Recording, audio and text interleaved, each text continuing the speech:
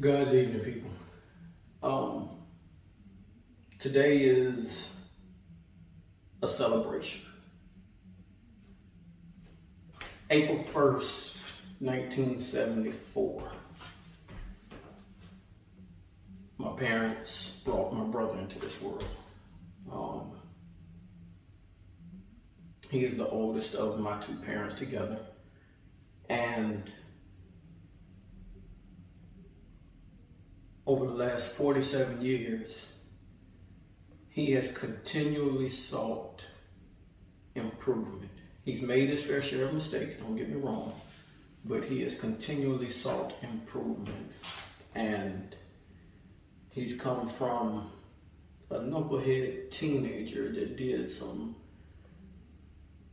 crazy things to a former military officer and now a very high ranking government service employee.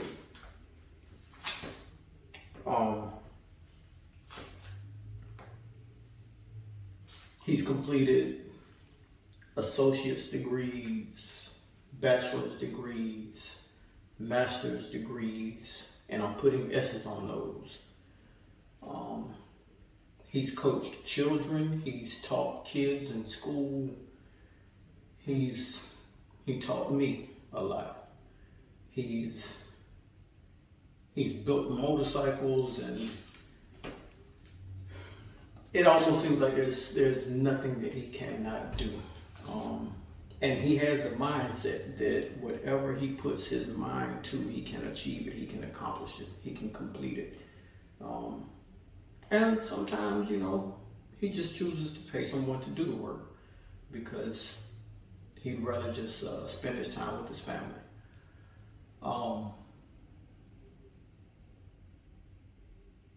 He can come off brash sometimes. He can come off as maybe stubborn, but in his gut, he wants to see everyone win. And through his wins, he wants to be able to tell someone how they too can win. So every opportunity he gets, he wants to try to help someone do something better. And I think that's the beauty of it.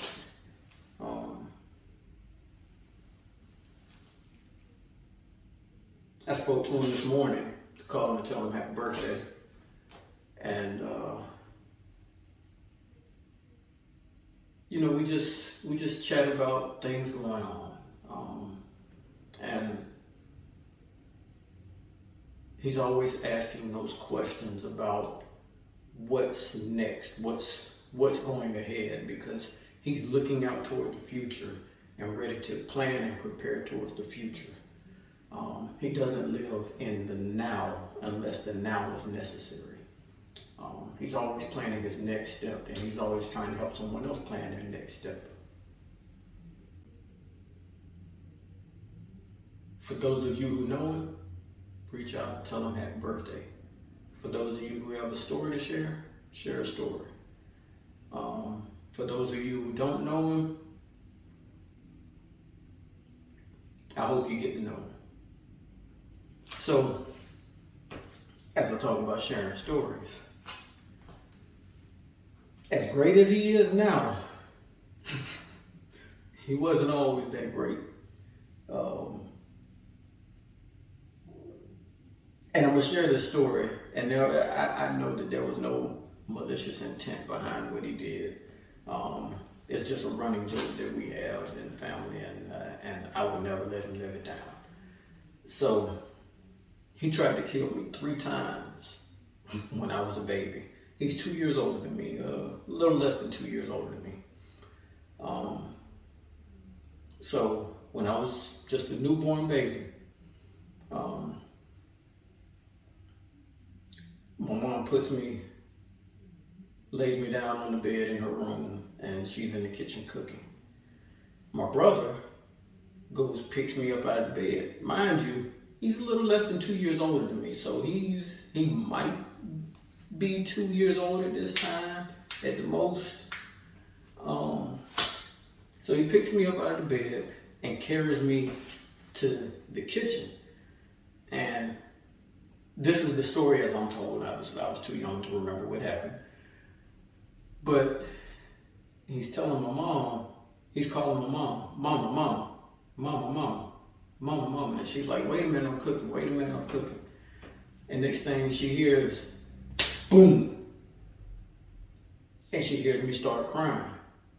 This joker that carried me from the bedroom to the kitchen, upside down, and dropped me on my head because he couldn't hold me anymore. That's the first time I survived that. Second time, again, mama had me in the bedroom, in the bed, sleeping, and I'm a little baby again. And this time she closes the door to keep him from going in there bothering me. So this joker opens the door and covers me up with blankets and pillows and stuff, and damn near suffocated me. My mom goes in and finds me covered up in all these pillows, and luckily I'm still breathing. The third time was some years later. He actually let some time pass between this third one. I was in elementary school. I don't remember what grade, maybe first grade at the most. So that would put him in third grade or so. And my dad brought a golf club home. No idea where the golf club came from. But me and my brother, we're in the backyard, and at our house we had a huge backyard. Huge backyard. So we back there call ourselves playing golf. And I'm standing behind him, waiting my turn. Next thing I know, all I hear is 4, and he swings back and hits me in my head. I guess I must have been facing this way or something, but he hits me in my head, and I don't remember anything else after that. I'm knocked out cold. I got a scar under one of these eyes. I think it's this eye, and right up here next to my temple. When I wake up, when I finally gain my consciousness, I'm in the hospital, and all I know is I see a light shining down in my face, and they're putting stitches in my head and in my face. And that, honestly, they said, had that golf club hit me a couple inches to the left or so, it would have struck my temple and I could have died.